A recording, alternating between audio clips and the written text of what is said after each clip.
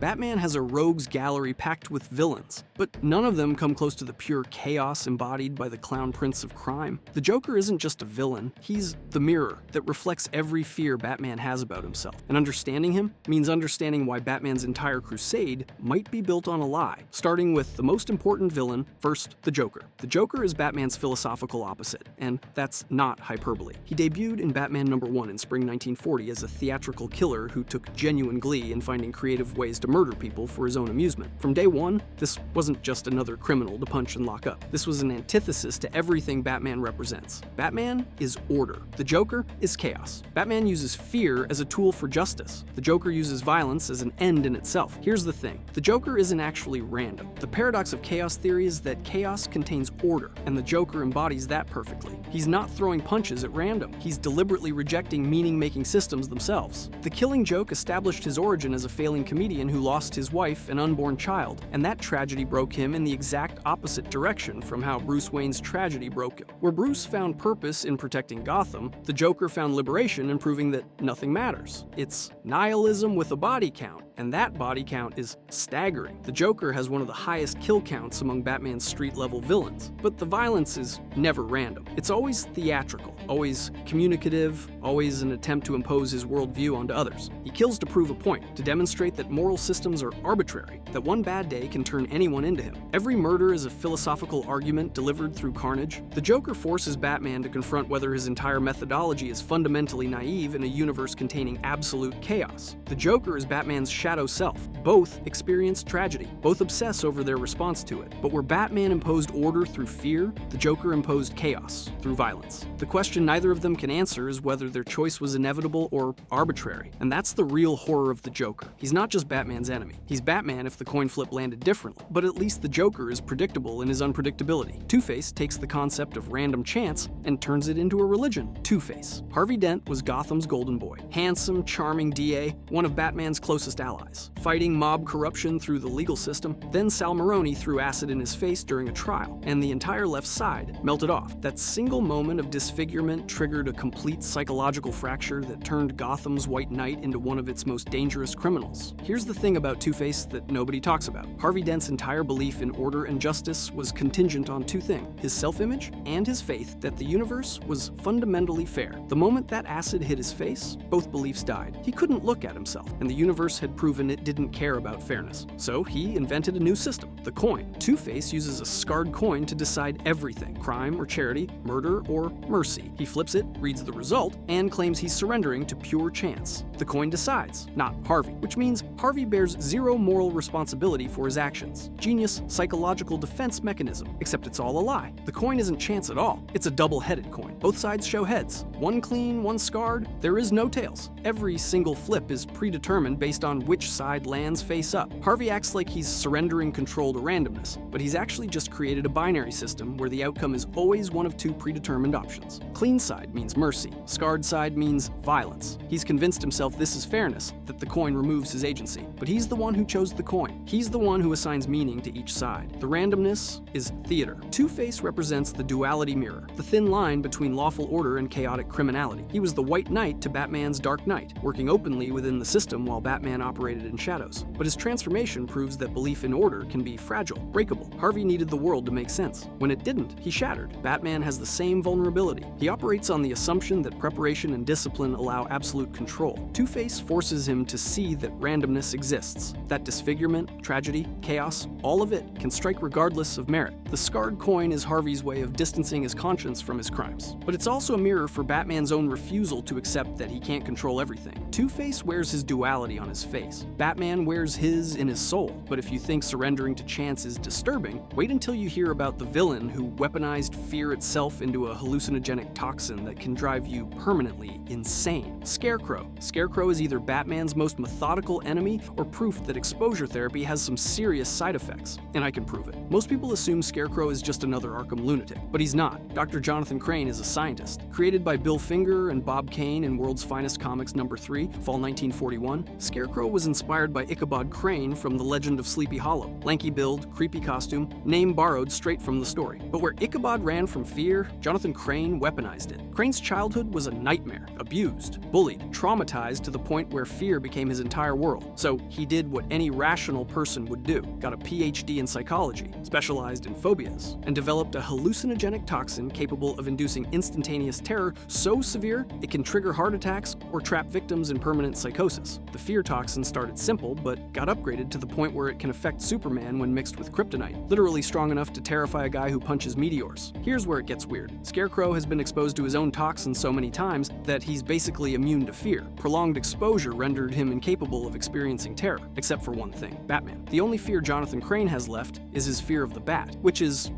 not ideal when your entire obsession revolves around studying and exploiting fear. The psychology reveals antisocial personality disorder, severe obsessive compulsion, and multiple phobias including ornithophobia, fear of crows, and chiroptophobia, fear of bats. So the guy who weaponizes fear is himself terrified of the very symbols he uses. He wears a scarecrow mask but fears crows. He terrorizes Gotham but fears bats. The irony is so thick you could choke on it. But this is what makes Scarecrow the perfect mirror for Batman. Batman uses fear strategically. Criminals see the bat symbol and panic. Fear is a tool for justice. Scarecrow inverts that completely. He uses fear as an end in itself, not to accomplish justice, but to indulge sadistic curiosity about human psychology under extreme duress. Where Batman channels fear into discipline and order, Scarecrow channels fear into pure chaos for entertainment. The distinction matters because Scarecrow represents what happens when the tool becomes the purpose, when obsession with fear transforms from strategic advantage into psychological consumption. Crane doesn't rob banks or seek power. He experiments, he studies, he refines his toxin and tests it on victims to gather data, operating with the cold precision of a scientist conducting research on unwilling subjects. That methodical approach is uncomfortably close to Batman's own discipline and preparation. Scarecrow can't feel fear anymore, but fear is still the only thing that matters to him. He studies it, weaponizes it, builds his entire identity around it. Sound familiar? Batman can't experience his parents' death again, but that trauma defines every single thing he does. Both men are trapped by the thing they claim mastery over. At least Scarecrow only terrorizes Gotham with hallucinogens and not with 1,000 unsolved riddles that make you want to put your head through a wall. The Riddler. Edward Nygma is either Batman's most brilliant adversary or the most fragile ego in Gotham wrapped in a question mark suit. And I can prove it. Created by Bill Finger and Dick Sprang, the Riddler first appeared in Detective Comics number 140 in October 1948. His real name is literally a pun, Edward Nygma, an enigma, a person difficult to understand. But here's the thing, the Riddler's origin story reveals he wasn't some naturally gifted puzzle master. He was a lousy cheater who got interested in puzzles by cheating in a school contest, then escalated from there to bigger leagues and greater challenges. His entire criminal career is built on a foundation of fraud dressed up as genius. The Riddler's psychological profile is fascinating because Batman himself diagnosed it. Fanatic narcissism, egocentrism, and megalomania, crossed with severe obsessive compulsion. With an obsessive need for attention and a genius-level intellect, Nygma is determined to be the cleverest of Gotham's criminals. He doesn't just want to commit crimes, he needs everyone to know he committed them, specifically giving Batman a chance to stop him, in the hopes that Batman will fail, thus proving the Riddler's superior intellect. This only intensifies Nygma's dedication to creating a mystery that would stump even the Dark Knight, even if he had to kill someone to do so. But here's where it gets complicated. There are two interpretations of why the Riddler leaves clues, and both reveal something disturbing about his psychology. The first interpretation is pure narcissistic personality disorder. The Riddler craves admiration and attention, feeling entitled to recognition for his crimes. He wants praise. He wants to be the center of attention. He fundamentally lacks the ability to feel empathy for others. This grandiose narcissist version maintains an inflated sense of his own brilliance at all times. The second interpretation is darker. The Riddler leaves clues not because he wants to, but because he literally cannot help himself. It's an uncontrollable compulsion he cannot resist, despite his wishes. In this version, his diagnosis shifts to severe obsessive-compulsive disorder. He doesn't want to leave a clue for Batman, but his brain forces him to create riddles regardless of the tactical disadvantage this creates. Either way,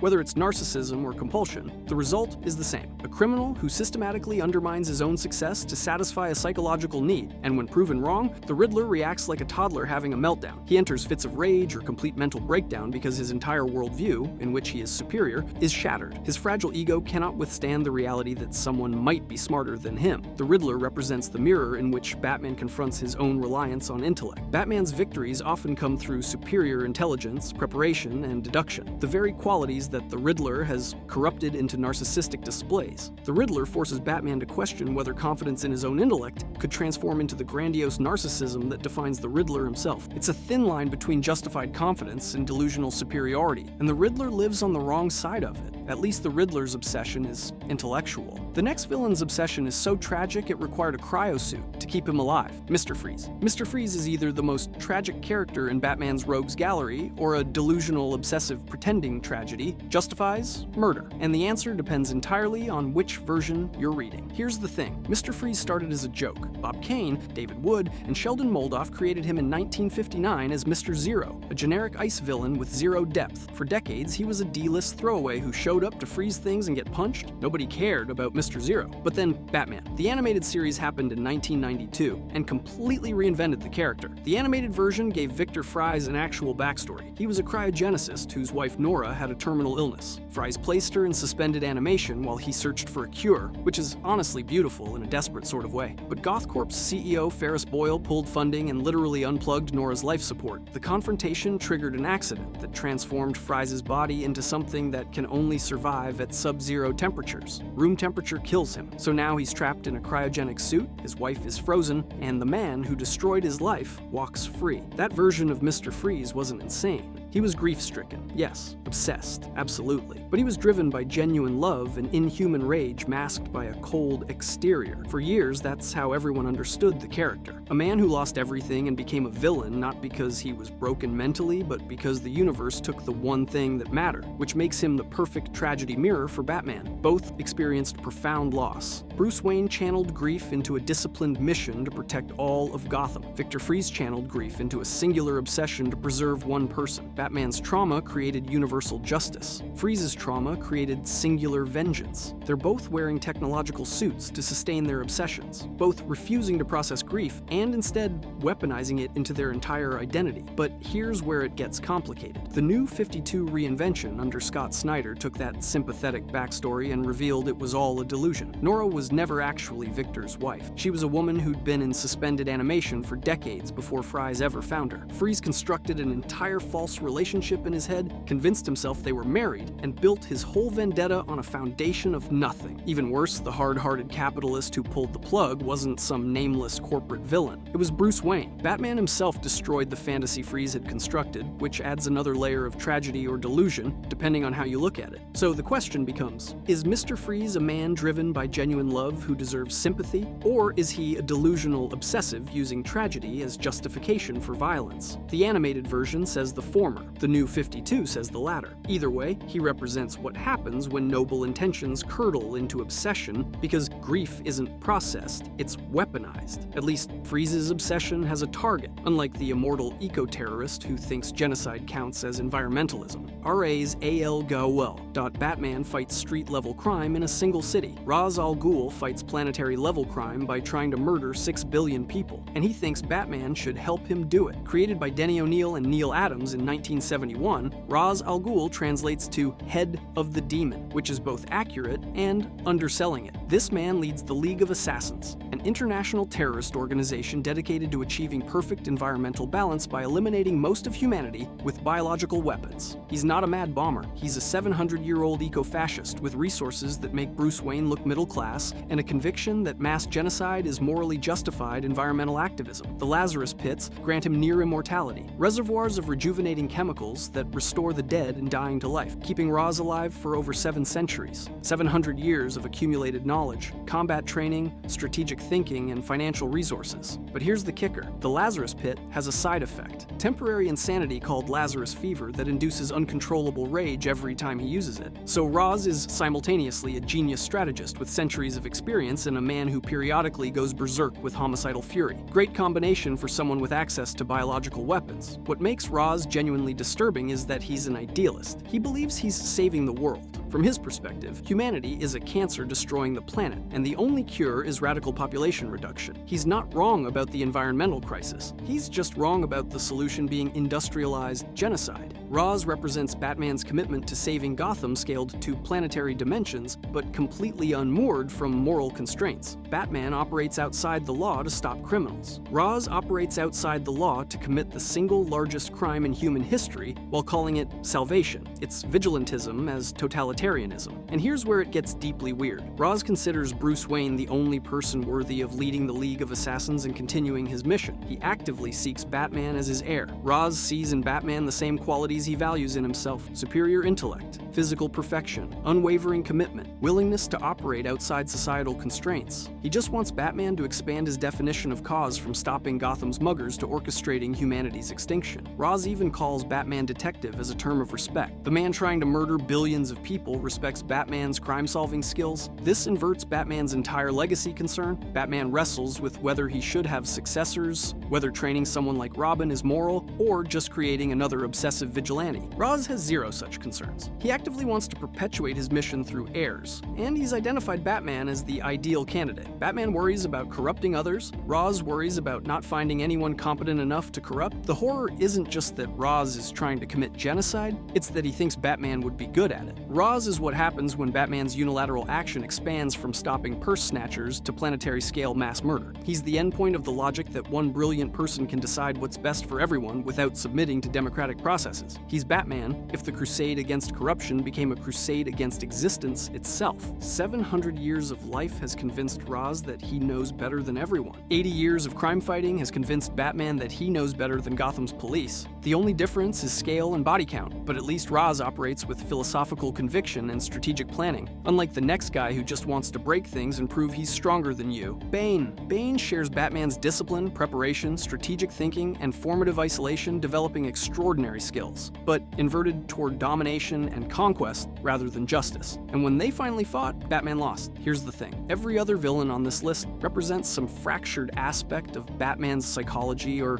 methodology. The Joker is chaos versus order. Two-Face is duality. Scarecrow weaponizes fear. But Bane is different. Bane is Batman if Batman had been raised in hell instead of a mansion and decided the lesson was conquer instead of protect. Bane was born in the prison of Peñaduro on Santa Prisca. Not sent there, born there. Imprisoned from birth to serve his father's life sentence. He spent his entire childhood in one of the most hellish prisons on Earth, surrounded by violence, corruption, and death. And instead of breaking, he turned himself into a weapon. He developed genius-level intellect through self-education. He mastered multiple languages. He trained his body to peak human condition through systematic discipline. He studied strategy, psychology, and combat. All of this in a prison, with zero resources except willpower. That's Batman-level self-improvement. Except Batman had Alfred, a fortune, and a mansion. Bane had a cell and the will to survive. Then came the Venom experiments. The prison administration used Bane as a test subject for an experimental drug called Venom, a super steroid that grants immense strength but creates chemical dependency. The drug worked. Bane gained superhuman physical power, but the addiction represented a massive vulnerability, a permanent weakness built into his greatest strength, which,